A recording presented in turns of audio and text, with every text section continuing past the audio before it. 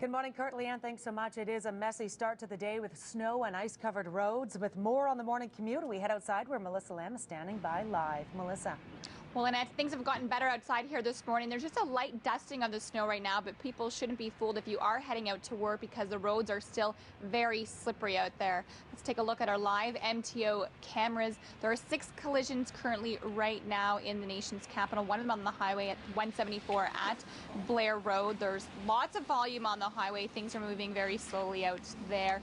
Now, the snow started overnight at midnight and will continue into the early morning. We should see about 2 centimeters of it. The snow, however, as the temperatures get warmer, will change to freezing drizzle, making things very messy for the evening commute.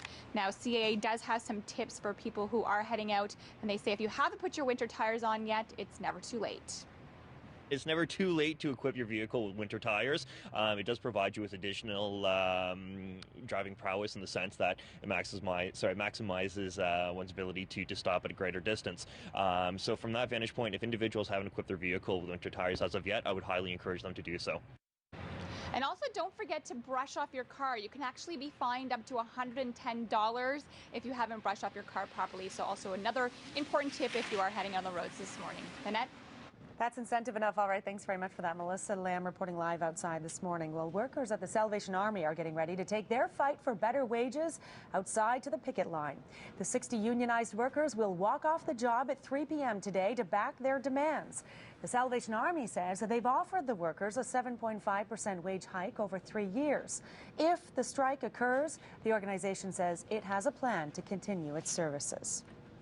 Ottawa police are searching for 2 men after a woman was carjacked on Christmas Eve. The woman says she met 2 men on the bus and offered to drive them home from the Orleans Park and Ride. One of the men offered to drive her car, but when they were inside, the other man in the back seat started choking her. The man pulled the car over on 10th Line Road, pushed the woman out of the car, and drove off. The 2 men then drove to the Metcalfe area, where they broke into 2 homes. A Gatineau mosque has been targeted by vandals yet again. This time, instead of smashing windows, they spray painted graffiti on the walls. Yesterday morning, hate messages were spray painted on the Lois Street Mosque, and on Monday, vandals smashed windows and attempted to set fire to 2 cars in the parking lot. Surveillance cameras caught yesterday's incident on tape.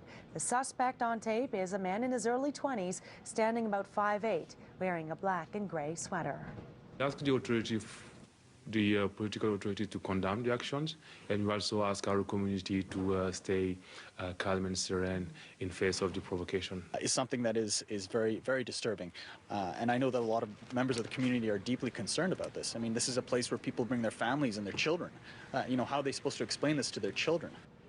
The Canadian Council on American Islamic Relations wants the attacks to be investigated as a hate crime.